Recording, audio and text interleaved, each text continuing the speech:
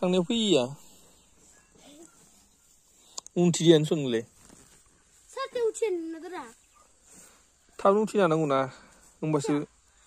आबोंजिम कस्मि माने आबजुमि आं लिरनो थांलायबाय मस्थ' फैयाबो इ भेलागुरखौ इमान खस्थ' खानानै